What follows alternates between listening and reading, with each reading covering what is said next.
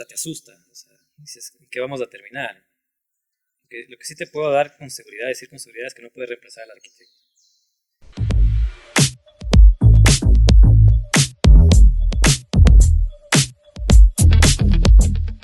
Hola, bienvenidos a un nuevo episodio de Archacast. El día de hoy nos encontramos con Patricio Camaño. Patricio Camaño es el director de lo que viene a ser Estudio Alfa, un estudio de arquitectura como muchos que han visto aquí, que tiene un gran nivel de desarrollo de proyectos. Un gusto tenerte aquí, Patricio. Muchas gracias, Eh, Luis. Gracias por venir a este espacio y haber elegido compartir, igual con nuestra comunidad y con nosotros, conmigo, la experiencia que has tenido durante estos años de trayectoria. Muchas gracias, Luis. Patricio, algo que con lo que me gusta iniciar, tal vez un poco personal, es ¿qué es lo que te motivó a buscar ser arquitecto? ¿Cuál fue tu contexto tal vez de niño? ¿Ya te atraía, digamos, algún tipo de juego con materiales o tuviste algún contexto, digamos, familia que se dedicó a la construcción, algo así? ¿Qué es lo que te incentivó a irte por el camino de la arquitectura? Bueno, yo creo que a diferencia de muchos de mis amigos o colegas de arquitectos, yo no tuve ninguna experiencia inicial con la arquitectura, ¿no? Creo que ya por temas personales, familiares, siempre estuve como muy vinculado más con la parte técnica, digamos, con el tema de que siempre en mi familia me decían, ok, tú vas a ser ingeniero, te gusta la matemática, te gusta la física, te gustan ese tipo de materias, es como que te predisponen a que vas a hacer algo, ¿no? Entonces, siempre tuve siempre tuve un vínculo un poco más con el desarrollo más técnico en mi época temprana, hasta que más o menos en quinto año de universidad tuve, digamos, esa conexión un poco con el arte, ¿no? Entonces es como yo no creo que el arte es algo que uno lo, lo lleva adentro. Más bien dicho, el arte creo que al final es como que lo descubres en alguna época de tu vida. Y creo que ese artista lo empecé a descubrir más o menos en quinto año de colegio, en el cual tuve ciertas clases artísticas, me gustaba la música y ciertas materias que me dieron de arte es como que me inspiraron a retomar ese vínculo que siempre tuve con el arte. La arquitectura creo que más que ser una materia técnica, a la final es una carrera artística, ¿no? Entonces creo que en temprana edad no tuve eso y en el momento que descubrí el arte yo busqué, digamos, algún tipo de profesión, porque siempre nuestros papás nos decían, o sea, del arte no vas a vivir, pero siempre como ese vínculo con una profesión que pueda articular el tema de la parte artística, pero con la parte técnica, ¿no? Entonces, eso fue inicialmente algo que mis primeros vínculos, yo no sabía del tema de la arquitectura, sino hasta ya más o menos sexto curso, donde un gran amigo a la final me invitó a su casa, me mostraba los proyectos de arquitectura que estaba desarrollando. Él estaba, me parece que en segundo o tercer año de universidad, y la verdad me parecía fascinante esta exploración manual que tenía, ¿no? Esa exploración de hacer las maquetas, de coger los elementos de balsa, pegar, o sea, y creo que esa parte también la tuve siempre desde niño.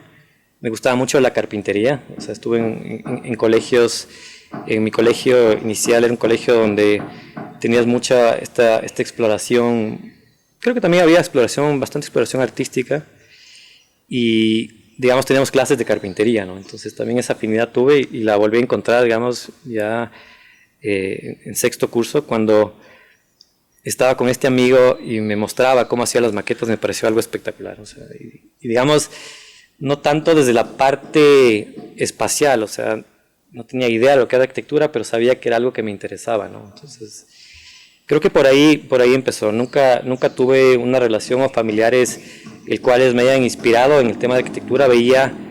Tenía un tío que era constructor, arquitecto, pero no vi mucha inspiración, digamos, en esa época temprana. Y Ujú. justo este tema que mencionas que tuviste en tus primeros años, un gran desenvolvimiento en lo que iba a ser física, matemática, o sea, Ujú, justo ujú. temas más técnicos. Y después tuviste esta exploración artística. ¿qué involucraba esta exploración artística? O sea, ¿estabas haciendo tal vez cosas más plásticas? ¿O qué es lo que Sí, probaste que te llamó la sí. atención? El tema del dibujo. El dibujo. Y es, y es chistoso porque el tema del dibujo a mí me surgió, yo estudié un año en Estados Unidos, en Michigan, pero cuando tenía 13 años. Y alguna vez mi tía, con la que vivía allá, vio que yo estaba explorando con esferos, que empezaba a dibujar y me compró unas herramientas, digamos, de dibujo, me compró unos marcadores, me compró unos lápices de colores y empecé a explorar. Digamos, no tenía una habilidad nata, pero era muy perfeccionista en la forma de hacer las cosas. Entonces me demoraba horas, me gustaba hacer un retrato y me tomaba horas haciendo el retrato, ¿no? Entonces, después es como que pasaron ciertos años y en sexto curso me metí en clases de arte, de dibujo, de artes plásticas. Es como que volvió a nacer otra vez esta parte artística que pensé que no tenía, ¿no? Entonces, a uno muchas veces, y eso es a veces complicado porque a uno lo predisponen a hacer algo que no necesariamente lo eres. Entonces, es como que volver a redescubrirte lo que tú eres y ahí es donde dije, no, o sea, y es más, es como que toda esa parte de interés de las matemáticas, que realmente en mi época de la escuela yo no tenía un muy buen nivel por el colegio que estaba antes, pero yo quería ser el mejor de matemáticas, entonces fui subiendo niveles. En mi colegio te permitían que tú puedas, digamos, explorar o tenías las opciones de elegir ciertas materias, entonces yo en lugar de elegir materias que todo el mundo les interesaba como música, arte, yo en una época lo que hacía es coger más clases de matemáticas para nivelarme y estar en los altos niveles de matemáticas. O sea, como Ajá, una actitud muy competitiva muy de... competitiva en ese sentido, pero llegó un punto que me cansé y dije, no, o sea, no va por ahí. Y cuando entré a la universidad no quería saber de matemáticas, o sea, no quería tener ningún interés con eso. Y creo que ahí me volqué mucho más a la parte artística y obviamente teniendo esas herramientas técnicas de mi formación temprana, creo que fue un buen vínculo, ¿no? Y justo ahorita que dices que tuviste como que esa vinculación entre la parte técnica y ya comenzaste a probar lo artístico, encontraste justo como que el punto medio entre las dos al momento de elegir una carrera para estudiar arquitectura.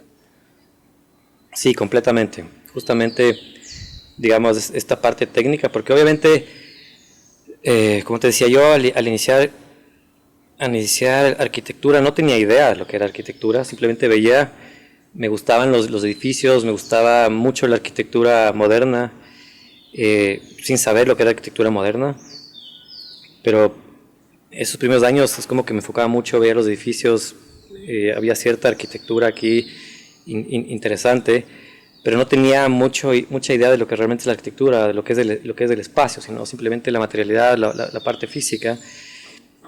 Los primeros años eh, sí necesitas cierto conocimiento o desarrollo técnico, porque la arquitectura no es un arte, digamos, la arquitectura se tiene que habitar. O sea, la arquitectura necesitas poder tener un usuario, poder desarrollar un proyecto donde va a habitar un ser humano. No es como, digamos, hacer un dibujo. O sea, tiene una parte técnica y esa parte técnica no solo en el tema de diseño, sino en la parte ya posterior que tiene que ser construida. Si tú no materializas una obra, al final no llegas a desarrollar arquitectura. Entonces creo que sí influyó mucho y fue acertado, digamos, todo estos vínculos dentro de mi etapa temprano para desarrollarme como arquitecto. Entonces, retomando que hubo una breve interrupción, el... justo estábamos hablando de este tema como que de la universidad y que cómo habías elegido el, el ser arquitecto, ya que esto vinculaba el tema artístico y el tema técnico, que también tenías ciertos conocimientos por tu contexto.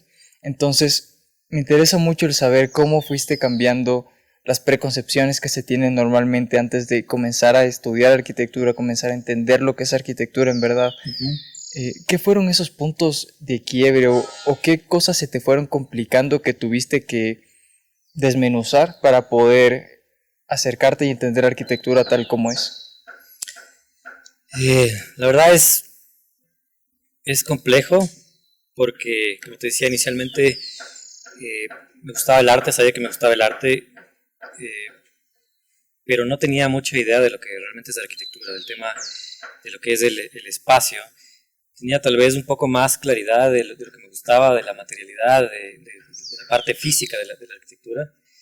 Entonces uno tiene preconcebido de que arquitectura es básicamente materiales, fachadas, expresiones, y eso es uno de los problemas que tenemos actualmente con los arquitectos en la actualidad, y sobre todo con lo que los clientes esperan de un arquitecto en la actualidad, ¿no? Eso de las redes sociales, del Pinterest, que es de nuestros peores aliados al momento. Pero, digamos, a uno como en su etapa temprana también te cuesta entender lo que es la arquitectura, ¿no? Entonces uno tiene esas preconcepciones, y a los primeros años de universidad sí me costó un poquito en la parte abstracta del tema de por qué estamos haciendo este tipo de exploraciones con la arquitectura, es hacer edificios, es hacer casas, por qué no me enseñan a hacer planos, por qué entramos a explorar, digamos, con estas formas abstractas, con los palitos de balsas, con los planos. Entonces, pero bueno, o sea, me metí completamente en el proceso, y la verdad es, después entiendes, digamos, el porqué de las cosas, pero creo que siempre confiar en el proceso, y sobre todo en los profesionales con los que estás trabajando, con los que tus profesores a la final son tus primeros maestros, y quieras o no te van a alinear o te van a marcar ciertos lineamientos de lo que tú tienes como formación como arquitecto. Y creo que sí tuve unos grandes maestros en los cuales encontré inspiración, porque también hay otros profesores de los cuales no te motivan, más bien te desmotivan, pero encontrar, digamos, esa inspiración en estos referentes, bueno, no solo como profesores, sino ya en tu investigación propia, ¿no? Creo que fue algo que me ayudó mucho, digamos, ya a desarrollarme como arquitecto. Me costó mucho al inicio, como te digo, pero, digamos, creo que a lo largo de mi carrera logré entender un poco este tema de la arquitectura. Justo también mencionabas que tuviste una exploración con la carpintería cuando eras niño. Eh, ¿No la retomaste justo en el momento de la carrera? Tal vez no te mandaban justo a explorar Completamente, con la madera y todo. completamente. O sea, como te digo, creo que cuando empecé a estudiar arquitectura, una de las cosas que me acordaba mucho es cuando estaba, seguramente fue en tercero o cuarto grado, en los cuales ibas a la carpintería y utilizabas las máquinas, cortabas manualmente, ibas creando formas, hacías avioncitos, barcos, hacías todas esas cosas. Y claro, bueno, claramente en la arquitectura tienes que hacer maquetería, ¿no? Llega un punto que las maquetas es bonito al inicio, pero durante 5 años de carrera, al último año ya no quieres hacer maquetas, al final lo que quieres, bueno, y en nuestra época no había los cortes a láser o los plotters a láser y demás cosas, sino que era todos cortes manuales. Entonces llega un punto que ya no quiero hacer más maquetas, los familiares, gente conocida que te ayudaba a hacer las maquetas, pero digamos, lo que me encantaba y lo que me dices tú de la carpintería, me acuerdo que yo me compré ciertas herramientas, y tenía mis cortadoras, tenía mis compresores, y empecé a explorar, digamos, ciertos detalles, tal vez un poco más industriales, que no tienen nada que ver con la arquitectura, pero sí tienen que ver, porque al final diseñas piezas a la final, y ya con una concepción un poco arquitectónica que dices, chuta, pues, ¿esto es una lámpara o es un edificio? Era muy chistoso la exploración de los materiales, los colores, el trabajo de la luz. Y no me había puesto a pensar ahorita que lo dices tú, pero le hice una lámpara espectacular a mi hermana, que Yeah. realmente una lámpara que cuando tú la veías desde afuera era completamente negra, pero tú la prendías y tenías como pinturas y colores hacia la parte interna que cuando la prendías reflejaba los colores. Entonces, exploración de la luz, parecía un edificio casi. ¿Ya no Sí. tiene la lámpara? Mi hermana debe tenerla, ya se ha pasado varias veces, pero hasta hace un par de años que tuvo una mudanza me mostró la lámpara. Me dice, Mm. un poquito de manchas y eso, pero todavía la tenía, siempre la tenía como recuerdo. Sí. Es interesante explorar la luz justo con algo completamente ajeno, porque no estás analizándola con el espacio, sino en cómo ésta emite la luz, esas variaciones. Tal cual, sí. Capaz te copio el ejercicio, está interesante. Muy interesante. Y te digo, o sea, uno ya te metes tanto en tu profesión que al final no te das el tiempo para hacer estos desarrollos y cosas que al final te inspiraron. O sea, yo dije, seguramente llego en algún punto de mi vida que ya, digamos, puedo vivir de la arquitectura tranquilo y me gustaría como retirarme tal vez y volver otra vez a esta parte pasada del trabajo manual, ¿no? Creo que eso es algo súper importante y creo que la habilidad artística que yo tenía mis habilidades manuales no eran tanto en el dibujo. Yo empecé ahí, pero nunca fui muy bueno para el dibujo, pero siempre fui muy bueno de mi habilidad de construir cosas con las manos. Eso te digo, de armar barquitos, de armar cosas. Me encantaban los Legos, siempre soy muy inquieto con las manos. Entonces, ese tema que siempre lo he tenido en mente es de que en algún momento me voy a grabar mi propio taller y hacer cosas, no como negocio en sí, ni una empresa de muebles, pero sí desarrollar piezas específicas que me gustan, manuales. Es que también a medida que se va avanzando y va habiendo más trabajo, como que se complican los tiempos para poder tener estas exploraciones, ¿no? Exactamente. Bueno, no solo la arquitectura, porque la arquitectura es una profesión que requiere el 110% de tu tiempo. Cuando te das cuenta que la arquitectura es así, pero luego viene la familia, vienen los hijos, vienen las amistades, la familia, un montón de cosas más que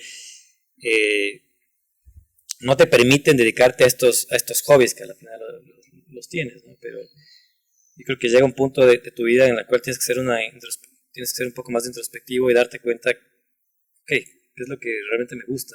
Ok, la arquitectura sí, la arquitectura no, para mí, me costó muchos años darme cuenta, pero no lo siento como un trabajo, sino lo siento también como parte del hobby, pero digamos, hay ciertos detalles más específicos que uno los tiene adentro que deberías dedicarle tiempo, ¿no?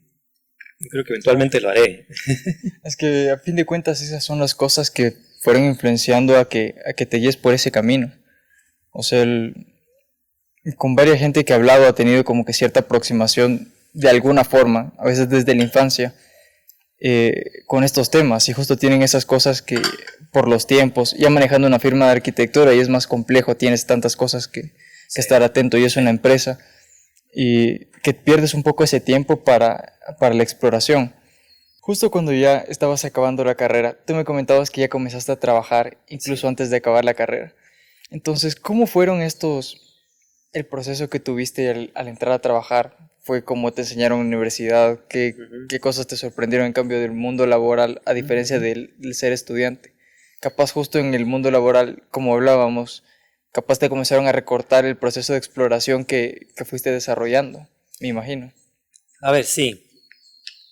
Digamos, mis inicios de la parte laboral no fue como arquitecto. Yo te voy a contar un poco en qué fue lo que me metí, en lo que empecé a incursionar, pero digamos, desde más o menos, me parece que es tercero o cuarto año de universidad, cuando uno aprende ya modelado 3D, renderizado.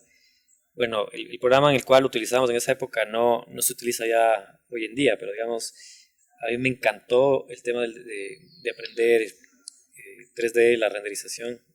Desde que aprendí esa herramienta, me encantó. Ahora ya no lo utilizo, ¿no? ¿Qué programa era? FormC. ¿A ti te suena? No. Bueno, en la San Francisco, no sé a quién se le ocurrió, pero sacaron y metieron ese programa, que no era un programa que te servía para diseñar, era un programa que te servía para renderizar. Creo que ese fue uno de los problemas, porque no la podías utilizar como una herramienta de diseño, sino como una herramienta gráfica. Pero a mí me encantó, o sea, acá no se hacían renders de alta calidad, y yo, desde que empecé a aprender, obviamente las clases que tienes de la universidad son bastante básicas y sacas unos renders básicos, pero me metí a investigar y le saqué el 100% del jugo a ese programa.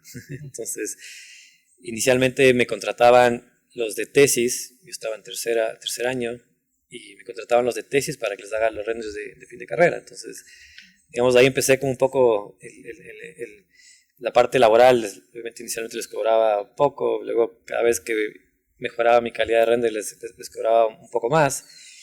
Eh, y digamos, es como que yo me di a conocer un poco, no en el tema mucho de arquitectura inicialmente, sino por mi calidad de renderizado. Entonces trabajé para algunas firmas de arquitectos, trabajé luego para algunas constructoras grandes, en las cuales sacaba ya renders de alta calidad para vallas publicitarias y demás cosas.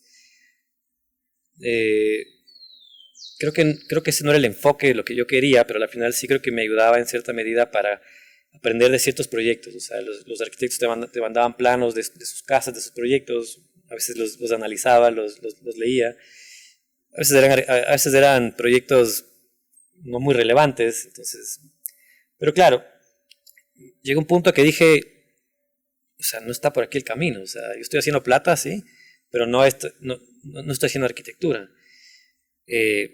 Como te contaba un poco antes, inicialmente cuando uno sale a la universidad se quiere comer el mundo, pero en este sentido yo veía la arquitectura más que nada como un hobby y como algo que yo quería dedicarme hasta ser viejo, pero escuchabas a tus profesores, capaz profesores que eran muy cultos, digamos, muy eruditos en el conocimiento de la arquitectura, más no en el desarrollo profesional. Entonces tú los veías casi como a ciertos profesores un poco frustrados de la profesión de arquitectura y te transmitían de que de la arquitectura básicamente no vas a vivir, o sea, o vives con las justas.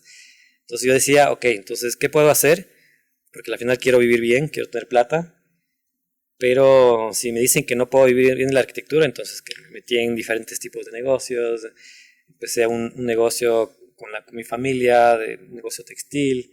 Entonces, mis primeros 2 años o 2 años y medio desde que ya no estaba, desde que salí de la universidad, me dediqué a hacer negocios que a la final empezaron a tambalear un poco el tema de mi profesión, pero por otro lado creo que aprendí muchas cosas de cómo no hacer las cosas, del tema de cómo manejar un negocio, aprender de la parte financiera, aprender de la parte administrativa, cómo se maneja una empresa a través de ciertos errores, de ciertas complicaciones que hubieron ahí, pero llegó un punto que dije, o sea, basta, o sea, si quiero ser un buen arquitecto, me di cuenta que tienes que dedicarte al 100%. Y gracias a Dios, más o menos en el 2007 salieron ciertos proyectos de remodelaciones pequeños. Y mi primer encargo, digamos, fue ya en el 2008, que fue una casa. Como todos los arquitectos empezamos, ¿no? Con algún familiar o alguien conocido en el cual te confía en que eres un buen profesional y te dan tu primer encargo. Yo no había tenido mucha experiencia en trabajar, digamos, en firmas de arquitectura, en estudios, en constructoras. Creo que estuve 6 meses en una constructora que en esa época hacía muchos proyectos. Aprendí, la verdad, mucho más, creo que de la parte operativa, de armar presupuestos, del tema de manejo de proveedores, pero en sí yo creo que me ha tocado ir forjando desde mi temprana edad de qué es lo que pensaba de la arquitectura y ya en la parte profesional también ir pataleando de lado a lado, entendiendo de cómo se desarrolla un proyecto de arquitectura, ¿no? Entonces, creo que ese encargo a la final es como que me centró, ok, sí, esto es lo que yo quiero y métele mucha cabeza. O sea, mi primer proyecto fue en el 2008, fue una casa y me encargaron una casa no pequeña, una casa grandecita de más o menos 500 metros cuadrados, en la cual dije, o sea, si no es de o sea, aquí ya me perdí. Entonces le metí mucha cabeza, le metí mucha entrega. Y la verdad, hasta el día de hoy le tengo mucho cariño a esa casa, porque fue mi primera casa y fue un proyecto muy interesante. Claro. Y aparte, o sea, tú dirías que este proceso que hubo en la universidad, que incluso a mí también me pasó, es algo que sigue pasando, que muchos profesores dicen de la arquitectura no se puede vivir porque le ven más problemas o capaz porque ellos no lo consiguieron, piensan que más gente no lo va a poder conseguir. ¿Crees que eso como tal vez te frenó o te retrasó un poco en lo que tú hubieras aspirado iniciar en ese momento? Como que te desmotivaban. Yo creo que así como te dije que tuve grandes maestros, profesores muy buenos, tuve estos grandes desmotivadores de la arquitectura. Entonces, Creo que, por un lado, yo dije, sí, quiero ser arquitecto, me encanta, por algo lo estudié, 5 años de carrera, saqué la madre, noches de desveladas, mucho café, tabaco, ya no fumo, pero, pero digamos, ese tema de que te desmotivan, de que no puedes vivir de la arquitectura, sí creo que me desvió. Creo que me desvió y a uno le cuesta otra vez. O sea, tienes que realmente darte cuenta un poco de tu esencia, volver atrás y replantearte la vida, de lo que estás haciendo, ¿no? Llega un punto que yo, trabajando en una empresa textil, manejando la parte administrativa, financiera, dije, o sea, ¿qué estoy haciendo aquí? O sea, ¿qué estoy haciendo acá? Esto no es lo que quiero. O sea, y trabajas por trabajar, como mucha gente, desmotivados, sin inspiración. Pero sí, o sea, la arquitectura tranquilamente lo puedes vivir. Obviamente que tienes que entender la diferencia de arquitectura y lo que es ser una promotora inmobiliaria, una constructora o simplemente alguien que se dedica a hacer arquitectura sin un trasfondo, ¿no? Entonces, es difícil porque mientras más pasan los años, a la final uno creo que entiende más la arquitectura y mientras más entiendes la arquitectura es más complejo porque a la final cada vez le metes un poco más de ganas y quieres desarrollar algo de mejor calidad. Y cuando te hablo de mejor calidad, no me refiero a lo que te pintan ahora en redes sociales, que es lo que te decía. O sea, tú vas a Pinterest, tú vas a Instagram, ahora a YouTube, o sea, es una cantidad de información, es un bombardeo gráfico que no tiene precedentes. O sea, en mi época no existía eso. O sea, a duras penas lograbas conseguir unos buenos libros de referentes y no encontrabas muy buena arquitectura. Pero, digamos, eso de tratar de separar, y eso es lo que trabajo mucho con los chicos de acá en mi oficina, ¿no? Okay, me parece bien.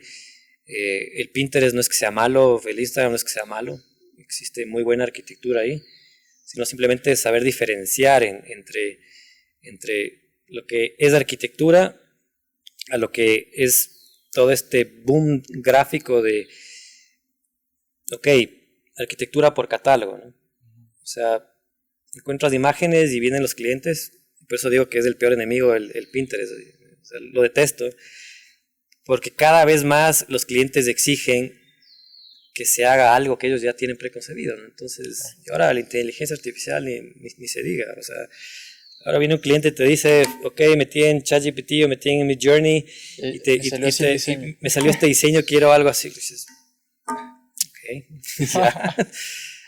Entonces, esa es la parte un poco difícil, esos son los retos, y por eso te digo que la arquitectura cada vez es más difícil porque tú vas desarrollando un poco tu metodología de trabajo y a la final estas herramientas o estos temas de gráficos, a la final te tienes que replantearte, ok, quiero ser el arquitecto que produce una arquitectura espectacular que se ve muy bien en renders y la arquitectura más vistosa, o quiero ser un arquitecto un poco más responsable en el cual tengo un desarrollo más profesional. Entonces, creo que eso es uno de los retos, ¿no? Un punto que topaste que se me hace muy interesante es justo el tema del cómo igual los clientes están accediendo a la herramienta de la inteligencia artificial. Y igual se están desarrollando herramientas que ayudan a desarrollar planos, ayudan a desarrollar renders, ayudan a desarrollar proyectos de cierta forma. Y eventualmente va a llegar un punto en el que tú le vas a poner el prompt, decir, hazme una casa de tantas habitaciones, tantos metros cuadrados, acorde a la normativa de Quito, y te genera un proyecto con los planos listos y todo. ¿Tú crees que eventualmente estas herramientas podrían llegar a reemplazar al arquitecto? O sea, mmm, yo te digo, la inteligencia artificial y lo que está pasando es algo que uno no puede saber lo que se viene, ¿no? Cada vez que entiendes más y investigas más y ves los avances que son completamente exponenciales, hasta te asusta. O sea, dices, ¿en qué vamos a terminar? Porque lo que sí te puedo dar con seguridad, decir con seguridad, es que no puede reemplazar al arquitecto. Podrá reemplazar, digamos, o sistematizar, parametrizar, eh, e incluso llegar a diseñar proyectos, ya lo está haciendo, ¿no? Pero proyectos sin alma, ¿no? Creo que la arquitectura es un poco más profunda de las herramientas. Al final, la arquitectura no es un material, no es una fachada, no es un ventanal. Al final, la arquitectura tiene mucho más trasfondo. La arquitectura tiene alma. O sea, cuando tú proyectas un espacio, no lo estás proyectando simplemente como una escultura, sino estás tomando en consideración el usuario, ¿no? Entonces, el usuario en este caso puede ser un cliente que te contrata para hacer una casa, o puede ser un proyectista que tiene una visión de un proyecto de una escuela, pero al final uno como arquitecto tiene mucha información que a la final sacas del contexto, digamos, del usuario, y eso no creo que lo pueda hacer un programa, ¿no? Al final, cuando tú especializas para una persona específica o para un cliente específico, y tomando consideraciones no solo de algo, como te digo, de algo material, sino de dónde está implantado. Entonces, yo creo que el hecho de uno poder pararse en un terreno, poder sentirlo, escuchar, sentir el viento, sentir la luz. O sea, cómo una máquina se puede sentar en ese espacio y sentir lo que un arquitecto está pensando y está analizando previo al diseño, ¿no? Entonces tú puedes parametrizar muchas cosas, que seguramente la inteligencia artificial lo vamos a utilizar, estamos utilizando ya en algunas cosas, pero creo que es algo imposible negarse a los avances tecnológicos que estamos teniendo y utilizar las herramientas a favor de uno, ¿no? Entonces, yo creo que el tema de renderización, que es lo que te contaba, que inicialmente fue uno de mis primeros trabajos, yo creo que para hacer renders va a ser de las mejores herramientas. O sea, ahora ya hay plugins que te ayudan a sacar imágenes de buena calidad. Creo que con el tiempo irán desarrollándose de mejor manera, y creo que el trabajo inicial que yo tenía de renderista ya no va a existir. Uno de esos, el tema de poder simplemente tú diseñar tu proyecto y decirle, yo necesito que hagas de esta manera y que te saques renders de alta calidad para mostrar a tus clientes. Creo que es una gran herramienta, sobre todo para la actualidad, para los jóvenes, porque si fuera por mí, prefiero no mostrar renders, porque los renders a veces te complican con el cliente, porque como te digo, les bombardean con tanta información que si no ven una calidad como ellos están esperando, es como que se asustan. Entonces, pero bueno, es innegable que las nuevas generaciones cada vez buscan algo mucho más potente gráficamente. Ahora con gafas VR que puedes ver 360, entonces los nuevos arquitectos, creo que las fortalezas que tienen los jóvenes es que las herramientas cada vez son más potentes y pueden mostrar con mayor facilidad lo que quieren proyectar. Lo que quieren proyectar o lo que quieren que el cliente vea. vea. Lo que le quieren mostrar. Quieren mostrar al cliente. Pero ese es el reto, ¿no? Ese es el reto. O sea, no, es feo esta palabra, pero no prostituirse ante una imagen, sino que el tema de la arquitectura tiene mucho más profundidad. ¿Sabes cómo yo creo que va a pasar con la inteligencia artificial? Yo creo que no va a reemplazar del todo, pero va a reducir bastante el mercado y la cantidad de gente que va a poder ejercer. Porque existen igual varios tipos de clientes. Hay clientes que no aprecian la calidad espacial, tal vez por desconocimiento, y solo quieren como que tener literalmente un producto, quieren tener literalmente solo una casa y no les importa tanto todo el proceso de reflexión que debe tener la casa detrás. Entonces yo creo que si estos clientes van a tener acceso como que a estas herramientas que puedan generar los planos y las fachadas, que le pongan la foto de Pinterest y le digas una casa así, con estos espacios y así, lo van a tomar eso y se van a saltar por completo el arquitecto. Entonces se va a reducir el mercado. Y la otra es que los arquitectos que queden, ahí en cambio va a pasar como cuando apareció AutoCAD, que antes las firmas de arquitectura tienen como 100 dibujantes, todos haciendo los planos a mano, después se redujo a 20 porque metieron AutoCAD, y ahora en cambio con estas herramientas capaz baje a 2 o a 3 dibujantes máximo que vas a necesitar si tienes varios proyectos, porque va a reducir bastante la parte de producción de dibujo que se va a necesitar. Entonces, algo así es como yo he pensado que es probable que se vaya orientando en eso. Y va siendo un complemento justo porque se puede avanzar más, se puede trabajar mejor, incluso si utilizas las herramientas con toda la reflexión que justo me mencionabas.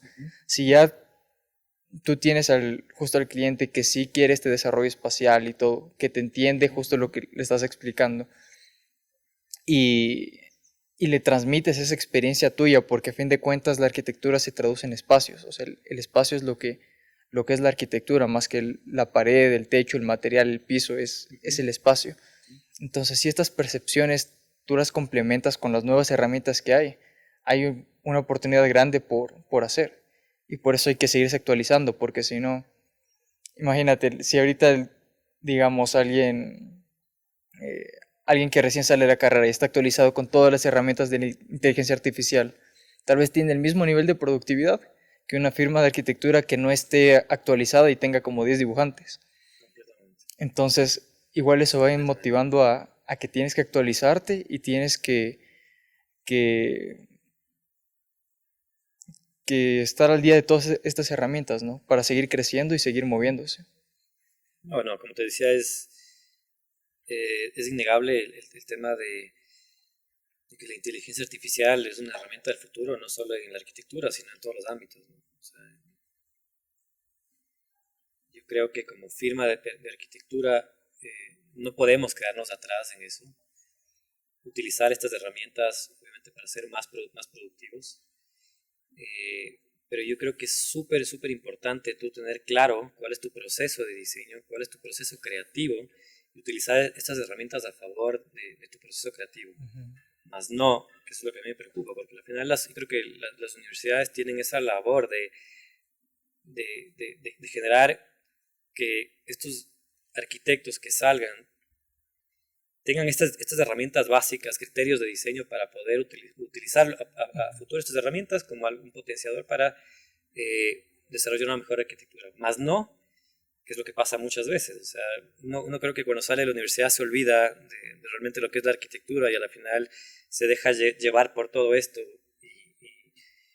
y no vuelves a lo esencial, ¿no? A lo que es el arquitecto, a lo que es el espacio y te dedicas básicamente a cumplir los caprichos de tus clientes sin ningún tipo de fundamento. Entonces yo creo que eso ha pasado toda la vida, pero ahora mucho más potenciado. Pero creo que sí, estas herramientas, obviamente uno puede ser más productivos, reducir temas de costos. Chuta, tengo que pagar $300 por un render de buena calidad y lo puedo hacer en 5 minutos con un programa de inteligencia artificial. O, digamos, ya tengo mi proceso de desarrollo, un plan más bien estructurado y quiero parametrizar con ciertos tipos de trabajo de fachadas, de elementos estructurales.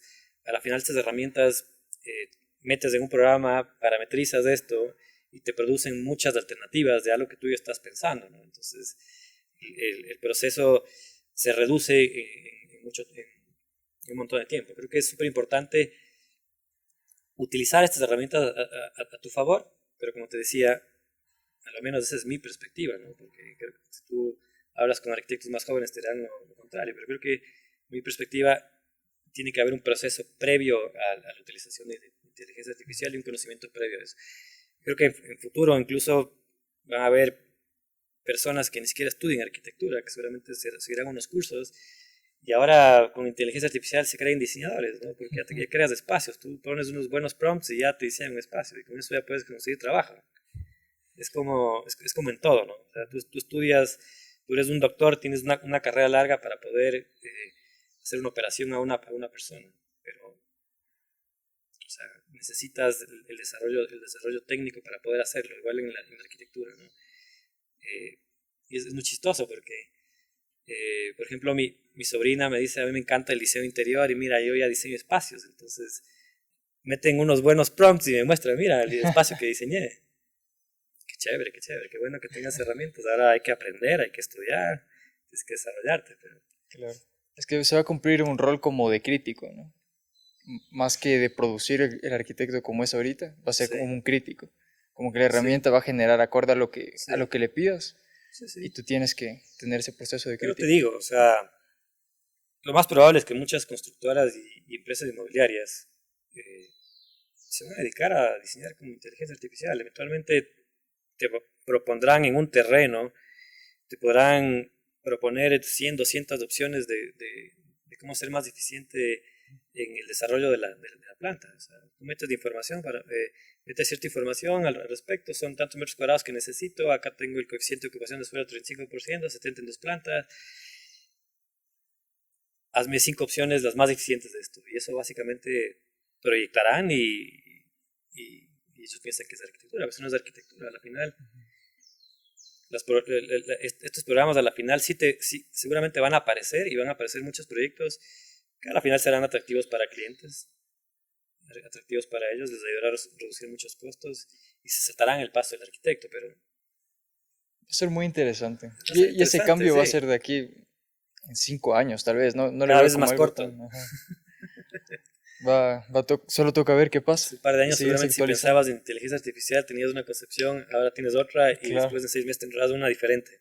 Claro, si hace 5 años, digamos, uno no hubiera pensado que se tenía la capacidad que se ve ahorita que tiene la inteligencia artificial, ¿cómo será de aquí en otros 5 años? O sea, va a cambiar bastante. ¿Y Estudio Alfa? ¿Desde cuándo inició? Desde tu primera obra que me contabas, ahí inició Estudio Alfa. Sí, a ver, como nombre Estudio Alfa no inició desde mi primera obra, pero más o menos el nombre salió en el 2011, ¿no? Pero al final siempre ha tenido los mismos preceptos y fundamentos de la arquitectura que he ido desarrollando, ¿no? Eh, la firma de arquitectura a la final la empezamos con otro socio que ya tuvo su propia línea de trabajo y luego yo continué con la firma de arquitectura. Pero yo creo que hemos mantenido los mismos fundamentos y el proceso de diseño desde que yo empecé mi primera casa hasta el día de hoy. Obviamente que, como te decía yo, o sea, cada vez he ido entendiendo un poco más lo que es la arquitectura y tratado de ser un poco más riguroso, digamos, en no saltarme los procesos que tengo estructurados para que la arquitectura cada vez, digamos, sea un poco más potente, ¿no? No necesariamente potente, como te hablaba en el tema expresivo. Creo que más bien uno va a veces un poco más hacia atrás y tratar que la arquitectura sea más reflexiva y, digamos, refleje lo que uno está pensando. Pero sí, digamos, yo no,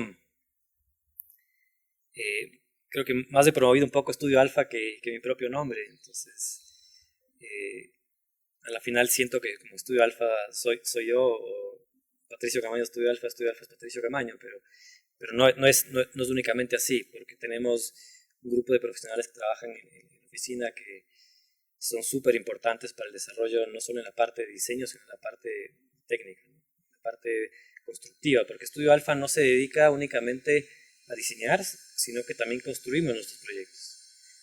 A diferencia de muchos arquitectos que dicen que, bueno, no es que dicen, sino que les interesa un poco más la parte del diseño, pero yo creo que el arquitecto se convierte en arquitecto en el momento que logras materializar algo. Y no necesariamente tienes que ser constructor, o sea, yo creo que siempre estar vinculado a la parte constructiva es importante. Hay arquitectos que diseñan ya sin dirección arquitectónica, o sea, van y están en el proceso constructivo de sus obras, más no construyendo. Y el tema de la construcción es otro mundo, o sea, es un mundo completamente distinto, o sea, la parte creativa, la parte de oficina, la parte de dibujo es muy diferente ya al manejo de personal. Y creo que es lo que te decía que sí me sirvió un poco en épocas tempranas de cómo manejar un negocio, de cómo manejar la parte administrativa, financiera, el IES, el SRI, toda esa parte, para la parte constructiva, para la parte de construcción creo que es súper importante, porque tienes que armar presupuestos, tienes que cumplir con cronogramas, tiempos, costos, tienes que tener al día con las obligaciones. Pero sí, o sea, creo que Estudio Alfa es un grupo donde tenemos profesionales que se dedican en las diferentes áreas, ¿no? Entonces, en la construcción construimos los proyectos que son desarrollados por nosotros, solo nos dedicamos a construir nuestros proyectos, no lo manejamos como constructora, pero como parte del proceso de Estudio Alfa. Y a fin de cuentas, yo creo que necesitas el construir tu obra para saber que las cosas funcionaron como las pensaste, ¿no? Porque a veces en los planos sí parece que va a funcionar bien el espacio, o que tu idea va a funcionar de cierta manera, Ujú. o que se va a percibir el paisaje de cierta forma, pero cuando le vas construyendo vas comprobando si es cierto, porque puede que, y en obras suelen haber a veces cambios que se tienen que tomar decisiones ese rato de diseño, entonces sí, ahí vas comprobando todo el proceso del trabajo que tuviste como diseñador Sí, al momento de ejecutar la obra. sí, sí, sí, sí, sí. O sea, uno cuando sale de la universidad y los primeros años de trabajo, uno piensa que, digamos, los planos que presentas, el anteproyecto, los planos que presentas al municipio, con eso ya puedes construir una obra, pero la realidad no es así. La realidad es que, y creo que recién te das cuenta en la construcción, que los planos que tú dibujas o el render que tú sacas, los cortes, fachadas, o sea, no se construyen como están así nomás. Al final te dedicas a hacer los planos estructurales y en el momento de la obra te das cuenta, chuta, pero en los planos no me parecía que aquí tengo un dintel, porque si no el agua perdón, tengo un alféizar que tiene que tener una cierta inclinación hacia afuera, porque si no el agua se me mete hacia la parte interna de la casa.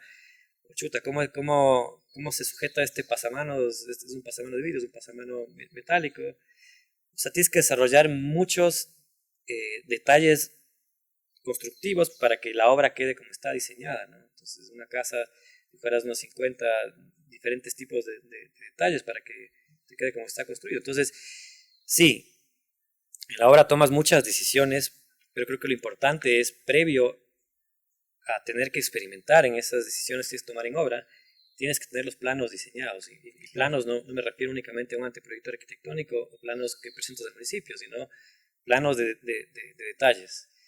Nosotros, como proceso dentro de la oficina, una vez que tenemos el diseño previo, incluso a presupuestar, porque tú armas un presupuesto, tienes un presupuesto referencial en cuanto a cuantificación de acabados, de volúmenes de obra, pero en la obra te das cuenta que hay muchas cositas que no tenías, porque no tienes diseños constructivos, no tienes detalles constructivos. Entonces nosotros hacemos un modelo 3D ya constructivo de la obra, en los cuales ya incluye todos esos detalles. Por eso logramos armar un presupuesto ya mucho más real de obra, para cuando ya construyas, obviamente reduzcas el tema de decisiones de obra que tienes que tomar, decisiones, digamos, no planificados. Entonces, nosotros tratamos de que nuestra arquitectura, cuando sacamos los renders, básicamente la obra final quede tal cual como está diseñada.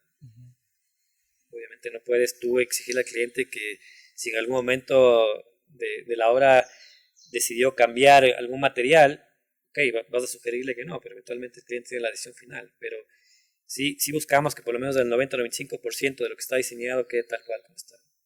Y Claro. no como está, sino mejor de lo que realmente está, ¿no? Entonces, creo que es súper importante cumplir esos procesos desde planificación hasta presupuestación, proyecto definitivo y luego que la construcción sea tal cual como está diseñado, ¿no? Entonces, Y justo este tema de los detalles constructivos es que hay muchos profesionales que no lo realizan.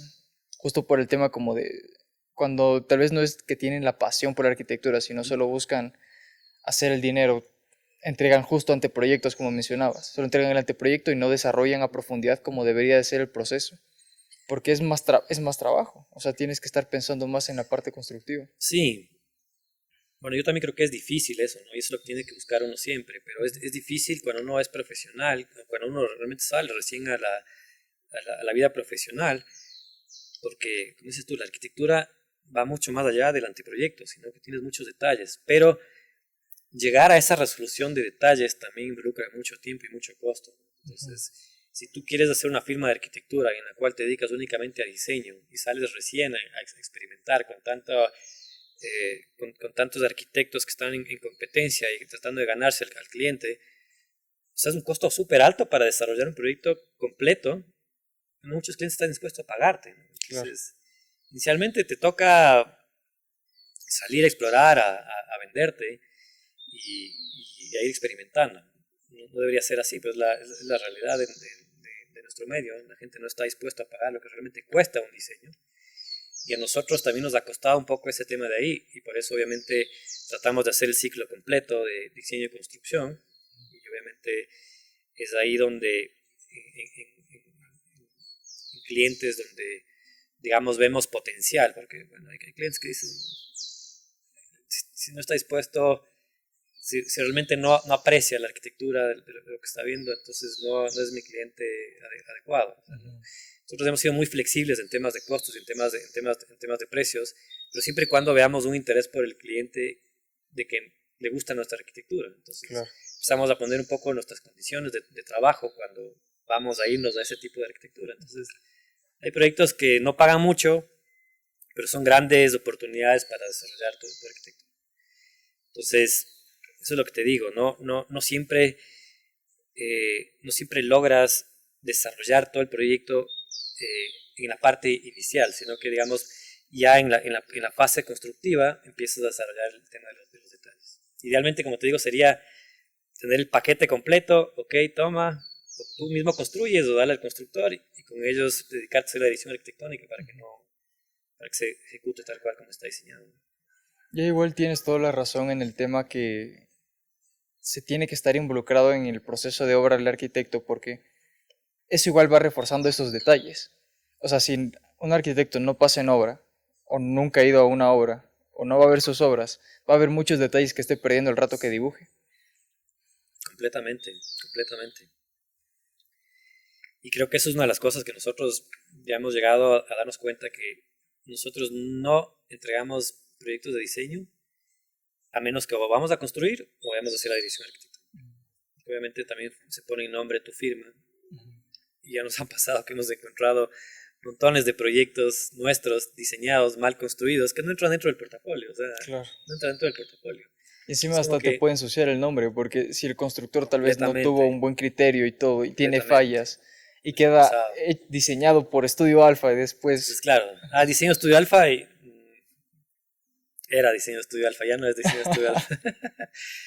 Pero sí, te digo, y eso es súper importante, o sea, si no construyes, porque hay muy buenos constructores, obviamente, entonces no porque tú lo diseñaste eres el único que puede construir, hay grandes constructores, pero es súper importante que tú por lo menos hagas la dirección arquitectónica, y la dirección arquitectónica ya debe incluir estos detalles que te estoy hablando.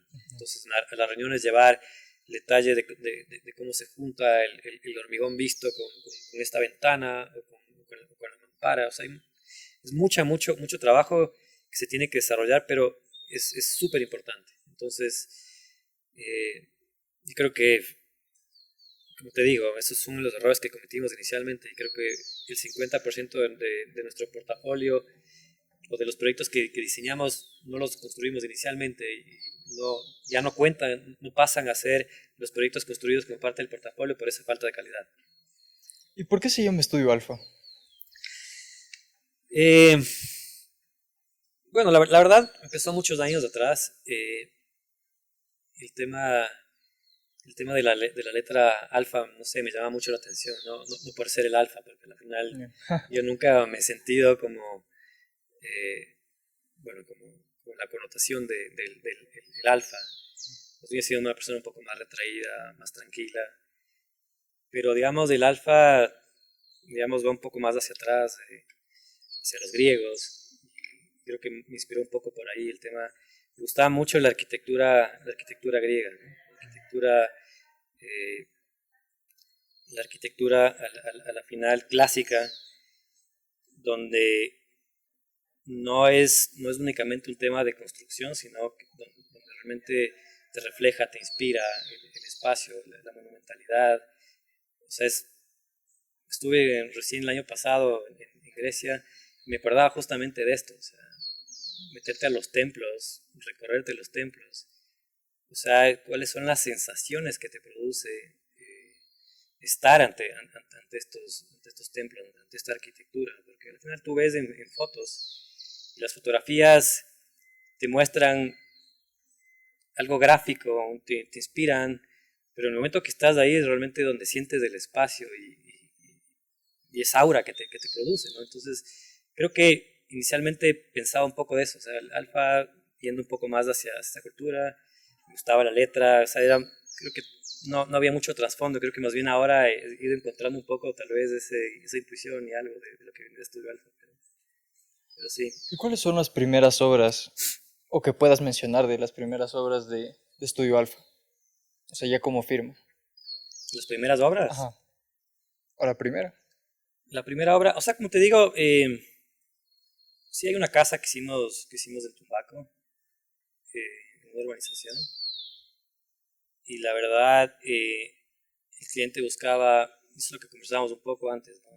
Cuando tú haces una casa en una urbanización, a la final tienes ciertos parámetros con los cuales puedes inspirarte, tienes una vía hacia el frente, tienes unas condiciones en la parte posterior, y este era un terreno plano, pero era un terreno, digamos, trapezoidal. Eh, y la verdad, ok, ¿de dónde buscas inspiración? Ok, listo, perfecto. Esta casa va a ser un poco más cerrada hacia la vía porque no queremos que tener esa servidumbre de vista. Hacia la parte de atrás tienes un lindo jardín, un terreno grande y bastante arborizado. Entonces, ok, perfecto, chévere. Hagamos una casa un poco más introvertida en la cual estos ventanales dialoguen un poco con el entorno, con la vegetación del sitio. Eh, no sé, tal vez ahí desarrollamos un poco más de exploración en corte, las relaciones espaciales, lo que un poco ya, ya tenía claridad de lo que salía de la universidad. Eh, y una arquitectura creo que ya un poco más reflexiva, más analítica, en la cual no únicamente queremos generar una arquitectura de imágenes, sino qué es lo que está buscando el cliente y qué es lo que podemos ver en el entorno. Entonces, creo que para nosotros y los parámetros que buscamos en la arquitectura de Estudio Alfa es ser reflexivos y, digamos, espacializar algo que busca el usuario con las condiciones del contexto. Entonces, creo que la arquitectura de Estudio Alfa es bastante contextual, sin caer en el pasado de arquitectura contextual, porque obviamente estamos en una época donde realmente con las tecnologías y los avances que han habido el día de hoy, no puedo decir que sigo replicando una arquitectura contextual como se lo hacía en el pasado, sino que con las nuevas herramientas, nueva tecnología, tomar condiciones del contexto, pero obviamente para un usuario específico y con un alma de un arquitecto creo que logramos desarrollar arquitectura estudial. Entonces creo que ese proyecto plasma un poquito lo que hasta el día de hoy hacemos en la oficina. ¿Y cómo es su proceso de diseño? Nosotros, digamos, tenemos, digamos, para una casa, a la final para una casa, es un poco diferente cuando tú trabajas para un promotor inmobiliario, porque un promotor inmobiliario lo que busca es rentabilizar, ¿no? Quiere buscar una arquitectura bonita. Si te buscan, nos han buscado, obviamente, nuestros clientes para proyectos inmobiliarios, hemos tenido suerte porque sí buscan una arquitectura más reflexiva, ¿no? Pero digamos, siempre hay otras variables, que es el tema de cumplir cierta cantidad o número de unidades que vas a necesitar mínima en ese terreno. Pero creo que las casas y digamos cierto otro tipo de proyectos eh, logran, digamos, desarrollar un poco más lo que nosotros estamos buscando como arquitectos. Entonces, el proceso de diseño inicialmente es una entrevista exhaustiva con el cliente, entender un poco cuáles son sus necesidades, no solo necesidades programáticas de cuántos dormitorios, cuántos baños, sino cuál es su dinámica familiar, cómo les gusta vivir, cuáles son sus vivencias. O sea, hay clientes que tienen una familia muy unida y necesitan un espacio en común en el cual desarrollan actividades familiares. Hay otras familias que dicen no tenemos un vínculo tan estrecho entre la familia, sino que necesitamos esto. Entonces, somos una familia que le gusta completamente extrovertida, a todos nos gusta mucha iluminación, nos gusta exponernos un poco. Hay otros que dicen, no, nos gusta que nos vean, somos más introvertidos. Entonces, analizar un poco al usuario es lo fundamental. Eso es como parte fundamental, es la entrevista al cliente, pero un poco más a detalle de su dinámica familiar. Eso vinculado, obviamente, porque la arquitectura tiene que ser, como te digo, para nosotros tiene que ser contextual. Entonces, no es que me mandan fotos del terreno, me mandan el plano topográfico y empezamos a hacer con eso, sino que tenemos que ir a visitar el terreno.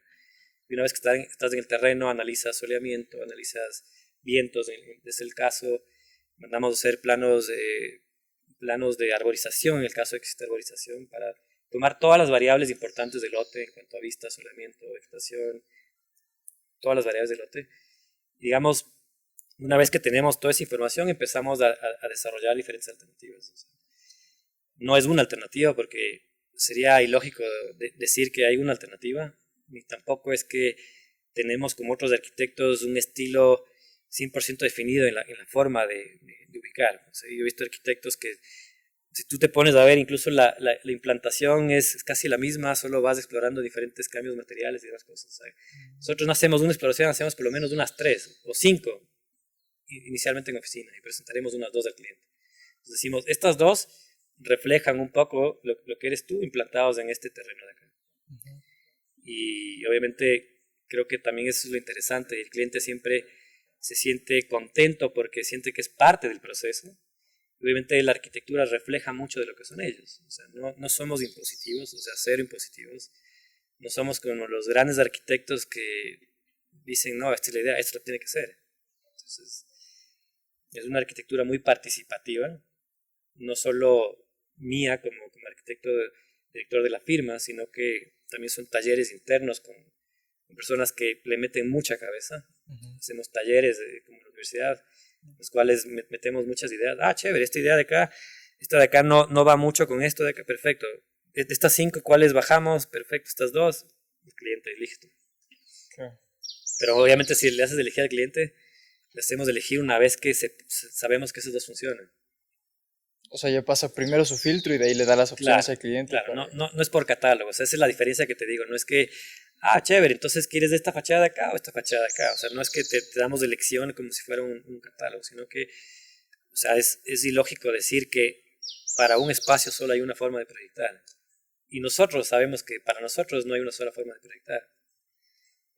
Entonces, ya filtrado, el cliente toma la decisión y vamos por eso adelante. Y ahorita un proyecto que vi que, de hecho, recién lo publicaron, es Casa Landa, uh-huh. ¿Verdad? Que es esta de aquí. Sí, ¿verdad? Sí. Que Casa Landa, ya me estabas contando un poco antes de que comencemos a grabar, que igual es un proyecto en el que tuviste una aproximación igual introspectiva y buscando igual aprovechar los paisajes que hay alrededor de esta casa. ¿Me podrías contar un poco de justo el proceso que tuviste con este proyecto en específico? Tal vez incluso un poco cómo eran los clientes, qué te llevó a tomar esas decisiones de diseño. Claro. Yo creo que, digamos, no siempre, pero ya en este punto de mi carrera hay clientes que me buscan por el tipo de arquitectura que hacemos.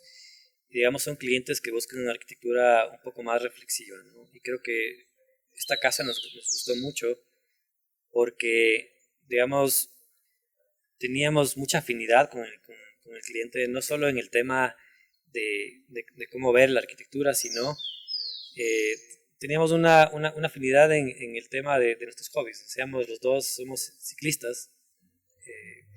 Creo que por ese lado empezamos a conversar.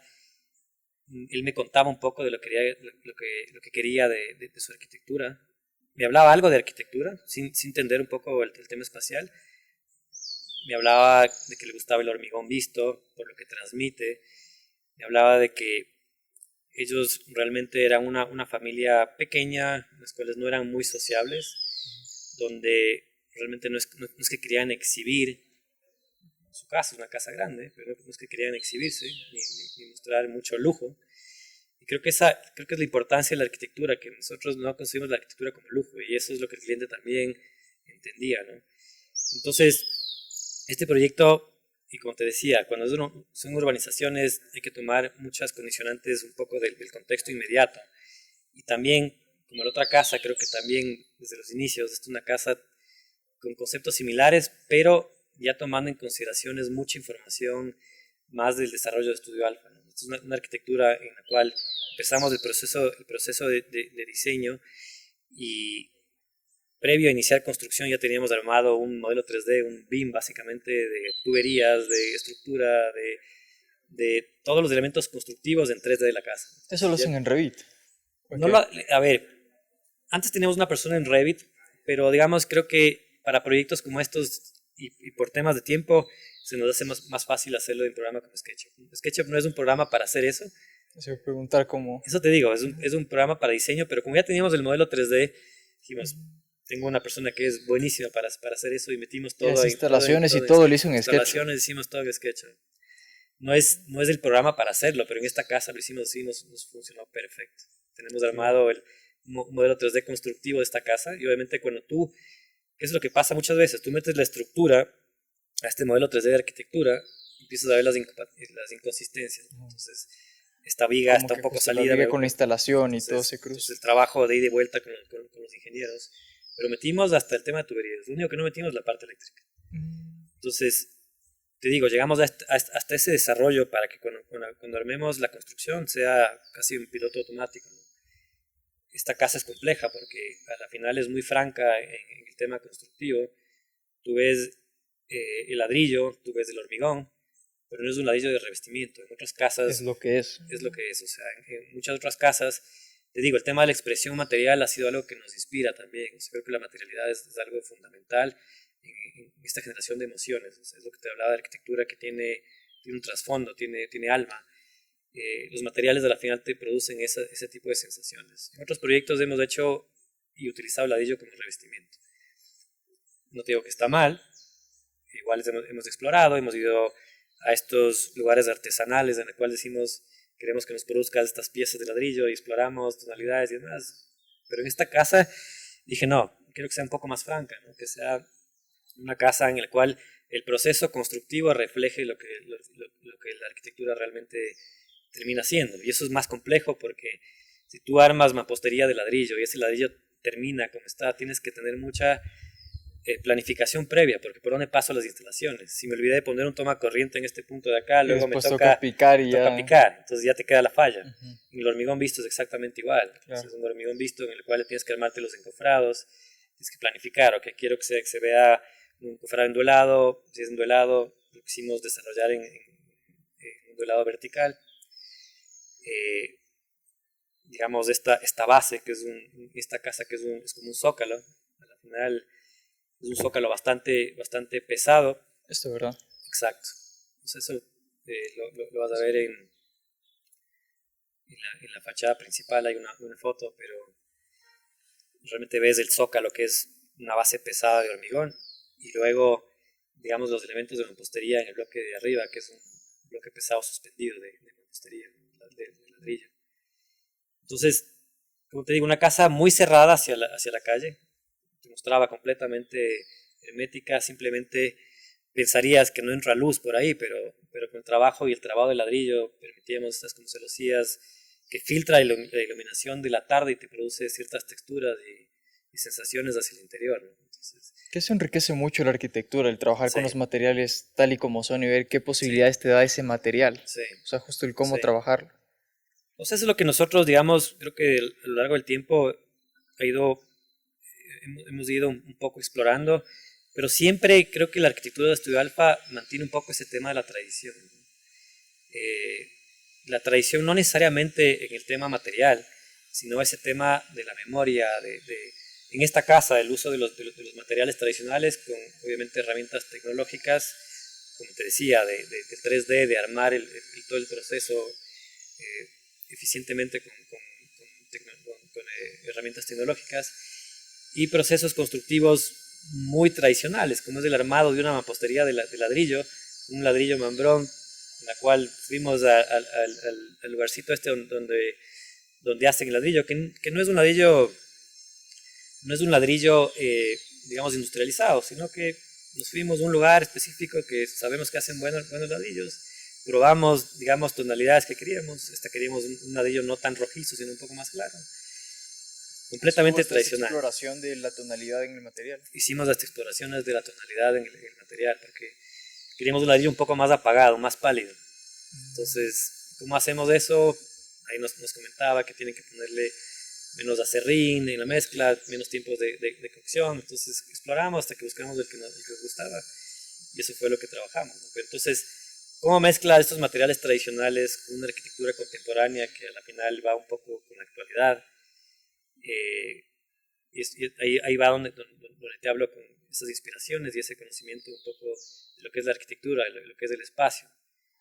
Una fachada completamente cerrada, pero que a la final te filtra de cierta manera la luz, completamente cerrada hacia donde no quieres que te vean, y hacia el otro lado que tienes una vista espectacular, lleno de vegetación, el Vidaló, las montañas, completamente abierta con ventanales. Entonces, el tema del control de la luz, porque si tienes ventanales grandes, tienes que saber hacia dónde abrirte, cómo controlar también la iluminación, que ese es otro de los errores. No, es que los clientes dicen, no, a mí me gusta la arquitectura moderna, tiene que estar lleno de ventanales. Ok, hermoso. Pero luego en un lugar como Tumbaco, donde hay mucho calor, ¿cómo controlas de que esa luz llegue filtrada y no te termines asando, quemando en el dormitorio por el sol de la tarde que tienes? Entonces, ¿cómo saber en el entorno cómo manejar la luz? Entonces, esa mezcla de arquitectura tradicional en cuanto a materialidad con, digamos, conceptos ya un poco más contemporáneos. Incluso lo que me estás mencionando ahorita es algo que es muy recurrente en la arquitectura japonesa, que justo va con esto del wabi sabi, de que el material es bello por como es, no hay necesidad de ocultarlo. Y también el hecho de enmarcar el paisaje, porque igual en la arquitectura japonesa es muy recurrente de si yo tengo aquí esta apertura, es para enmarcar el paisaje que estoy viendo. No es como que poner una ventana porque sí, sino que hay un tema, una experiencia en el recorrido y el por qué tengo esa visual. Completamente, o sea, en el tema material y en el tema de la forma. O sea, uno no puede basarse en la forma por un tema, bueno, no es que no puede, o sea, creo que nosotros como Estudio Alfa pensamos que la forma de la arquitectura no está dada por una preconcepción, sino la arquitectura da forma por todo este proceso que te hablaba, ¿no es cierto? El tema del usuario, el tema del contexto. O sea, esa casa específica no puede funcionar en ningún otro lote. No Claro. puede funcionar en ningún otro lote porque, como te digo, somos súper reflexivos en el tema de cómo entra la luz, de cómo te relacionas, de cómo vas enmarcando ciertos puntos visuales. Entonces, tú simplemente le mueves esa casa al otro de al lado y ya no funciona, ya no te funciona. Entonces, la forma está dada justamente por todos estos parámetros, obviamente el usuario, ¿no? Entonces, yo no te digo que esa es mi arquitectura, si tú ves en nuestros proyectos vas a ver arquitectura un poco diversa, una tonalidad de estudio alfa, pero en cuanto a expresión de material, en cuanto a la forma de trabajar los materiales es muy diferente. O sea, ningún proyecto puede ser copiado y puesto en otro lugar porque al final ya no es lo que debería haber sido. Y otro proyecto que me llamó mucho la atención, que me parece que aún no está construido, ¿verdad? Es el Tandai Deportivo, Uh -huh. que incluso visualmente es un proyecto muy atractivo y se ve que es un proyecto con una complejidad más alta en el tema constructivo que va a ser. Incluso parecería que involucra algún tema paramétrico, tal vez de diseño. Sí, no sé si usaron Rhino o con Grasshopper para ya Sí, hacer ese tipo sí, de sí, cubiertas. sí. Este proyecto, ¿dónde está? ¿Qué problemáticas tiene? ¿Qué características tiene que les llevó a esto? Aquí vuelvan a estar las imágenes para que vean, porque es un proyecto bastante interesante. Aquí está. Que justo también parece que va muy asociado con algo que mencionas frecuentemente de la arquitectura biofílica, ¿era? Sí, Sí. sí, sí. El tema de la arquitectura biofílica no es algo que nosotros hayamos explorado de los inicios. Yo, como te contaba, creo que es importante no perder el norte de lo que tú piensas que es tu arquitectura, pero siempre tratando de innovar y encontrar nuevos elementos los cuales te empiecen a aportar a tu desarrollo como profesional, ¿no? O sea, ese proyecto es muy, muy diferente al tipo de arquitectura que has visto en otros proyectos. Y como te digo yo, cada proyecto de arquitectura lo llevamos desde sus inicios pensando un poco qué es lo que busca el usuario y qué es lo que nos dice el contexto, ¿no? Entonces, yo te digo, si ese proyecto lo hubiéramos tenido con otro cliente hubiera sido seguramente un proyecto muy diferente. Eso es lo interesante y creo que para nosotros es súper importante la visión también del cliente. Y en este caso no es un cliente un promotor inmobiliario en el cual está pensando únicamente en temas de números, sino que es un visionario y tiene unas ideas muy claras y muy interesantes de lo que él quería desarrollar en este proyecto. O sea, este proyecto es en Palugo, todavía no está construido, pero digamos ya se está trabajando para la construcción de esto. Eh, es un terreno, bueno, súper grande, más o menos de 40 hectáreas, en las cuales este proyecto específicamente se desarrolla con 5 o 8 hectáreas del mismo. Y el cliente, digamos, es un cliente joven, en el cual él tiene una visión de la arquitectura mucho más futurista, ¿no? Entonces, nosotros tratamos un poco de agarrar su visión de la arquitectura, y es lo que te decía, no está mal, no está mal que utilices las herramientas de inteligencia artificial, pero él sí nos venía con ciertas imágenes, no es que decía, necesito esto, pero claro, tiene una visión de la arquitectura y de la forma de interactuar súper, súper futurista. No te digo que la arquitectura sea futurista, pero digamos, tratar de agarrar un poco la visión del cliente, meterlos nuestra arquitectura y obviamente meter el terreno. Nosotros hicimos un análisis exhaustivo del terreno en cuanto a topografía, en cuanto a, ¿cómo te digo?, soleamiento, temas de vientos, temas de la vegetación existente. O sea, lo bonito del lugar es que existían ciertos parámetros que nosotros podíamos utilizar para el desarrollo del proyecto. O sea, en un lote tan grande, queríamos ver qué podíamos encontrar del lugar. Este es un terreno que había sido en muchos años, bueno, Palugo ahora ya se va a convertir, digamos, en un lugar mucho más cercano, ya con sus nuevos subcentros, Puembo, Tumbaco, Puembo, Pifo. Ya Palugo está a la vuelta, ¿no? Pero en sus épocas era un lugar completamente agrícola, en el cual todavía mantienes este lote como si fuera una hacienda. O sea, cuando llegamos habían vacas, habían ahí un pequeño establo, unas construcciones existentes. Encontramos unos hitos históricos que inicialmente habían tenido como un lugar donde hacían corridas de toros. Entonces encontrabas la andanada todavía existente de eso, con unos árboles de eucalipto alrededor. Entonces, como te digo, este proyecto a la final busca muchos de estos elementos que encontramos en el sector, ¿no? Hicimos planos topográficos en que mapeamos todo lo que existía, construcciones existentes. Entonces, es un proyecto macro en el cual hicimos primero un plan masa, ahí podrás ver ahí en nuestra página, un plan masa del proyecto. De ese plan masa entramos ya a desarrollar dos proyectos, uno de la parte deportiva que tú me hablabas y otro que es la parte central del proyecto, que es Tandai Curiosity, la parte educativa.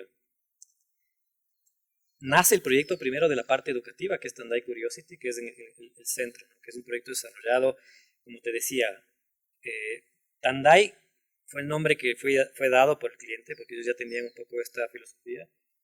Tandai significa como punto de encuentro. Entonces, encontramos justamente tratando de asociar un poco al nombre a lo que transmitía el cliente, el tema del conocimiento, el tema del encuentro, el tema de educación. Partimos del proyecto justamente en este lugar que te decíamos que es el centro, digamos, del terreno, donde había este lugar donde hacían estos eventos, donde congregaban a la gente para corridas de toros. ¿Este árbol ya existe? Eso es lo que te Es un decía, árbol de ahí. el agua, o sea, este hito histórico que existía ahí, lo utilizaban como para corridas de toro, pero en ese mismo punto también lo utilizaban como para recolectar aguas de las sequías que tienen alrededor, ¿no? Entonces es un reservorio que también en épocas del año, y tratando de recopilar fotos históricas, vemos que muchas veces estaba lleno de agua y otras veces estaba vacío. Ya. Entonces es chistoso. Entonces ese elemento de recuperar el agua, eso es lo que te hablaba. Tú ves una arquitectura mucho de vanguardia, pero tratando de rescatar estos temas de la memoria del lugar, Claro. de algo de la cultura del lugar y del concepto. O sea, el lugar de congregación de gente a la final se convirtió como el centro del proyecto. Y Y luego una digamos, plaza con agua. ¿y esta plaza con agua igual, o sea, el agua va a ser permanente o tiene igual esa propiedad de que a ratos hay y a ratos no hay? Como Eh, bien el contexto histórico. ese tema del agua estamos trabajando, como te digo, un tema de la memoria, no mantener la sequía ahí, o sea, digamos, del reservorio ahí, sino más bien mantenemos un espejo de agua, que al final es Ok, como un poco la memoria del lugar. El tema de la claro. sequía no es agua tampoco que sea muy pura. Ahora, digamos, en el sector, el agua que está ahí, bueno, hicimos análisis de agua, tienes un agua que al final te sirve para riego y para todo, pero digamos, no queríamos meter esa agua ahí. Entonces, redireccionamos las sequías y pusimos ciertos puntos de agua en diferentes lugares del proyecto como para digamos, que se pueda reutilizar eso de futuro para riego de jardines y todo lo que se necesita, ¿no? Pero, digamos, esto nace del centro del proyecto, manteniendo un poco este tema de la memoria y el usuario que te decía que quería una arquitectura un poco más de vanguardia. Entonces, y el tema de las cubiertas del Tandai y la parte deportiva, obviamente utilizamos programas como Rhino para parametrizar el tema de las cubiertas, trabajando con diferentes curvaturas que al final asemejen un poco la topografía y si mimetice este proyecto un poco en el terreno. Eh, Hay ciertos, digamos, desde la parte alta del proyecto, la parte deportiva tiene una escala bastante grande, pero cuando tú lo ves desde la parte alta del terreno, solo vas a ver las cubiertas. Entonces, estamos hablando de la parte deportiva que tiene como 11.000 metros cuadrados. Entonces, ¿cómo hacemos que unas canchas que necesitan mucha altura, que necesitas 9 12 metros de altura, no se vean sobredimensionadas en un entorno bastante bajo? Entonces, ¿cómo aprovechas la topografía? Incluso en esas canchas hay una ruta, un circuito para trotar. Entonces, armamos un circuito que tú puedes trotar alrededor de las Mm, cubiertas de las construcciones. esto, ¿verdad? Ajá, Sí. hay una implantación en la cual puedes ver ya desde arriba todo el proyecto. Entonces Ya. tú ves las cubiertas y tienes un circuito que en algunas partes trotas alrededor del terreno y en otras partes te subes a estas cubiertas. O sea, justo tienes esa interacción como que entre la arquitectura Exactamente, la y el arquitectura con paisaje el y el terreno se entorno. funde, o Eso. sea, se mimetiza. Y el tema de la arquitectura biofílica, te digo, lo utilizamos. La arquitectura biofílica es digamos, este entrelazamiento entre el humano y la arquitectura, que es fundamental, ¿no? Entonces, el tema de esta conexión en temas de vegetación, en temas de agua, lo que te hablaba en temas incluso de la iluminación, del solamiento. Entonces, cómo se funda en la arquitectura con el entorno, ¿no? Utilizar elementos naturales, por eso te digo, aprovechamos la sequía existente y esa marcamos unos recorridos, obviamente por temas de gravedad, para que eh, recorra estas sequías de ciertos puntos, generar reservorios, eso vas a ver tal vez en la implantación, ciertos puntos de elementos de agua. En la parte central como un elemento de espejo de agua, pero en otros puntos del terreno ya como reservorios de agua. Entonces, digamos, utilizar todos los elementos dentro del entorno, del terreno, para que dialoguen con nuestra arquitectura. Y eso es lo que te decía, es una arquitectura un poco diferente, pero al final tiene mucho de todo el proceso creativo de Estudio Alfa, ¿no? Claro, es un proyecto muy interesante, en verdad.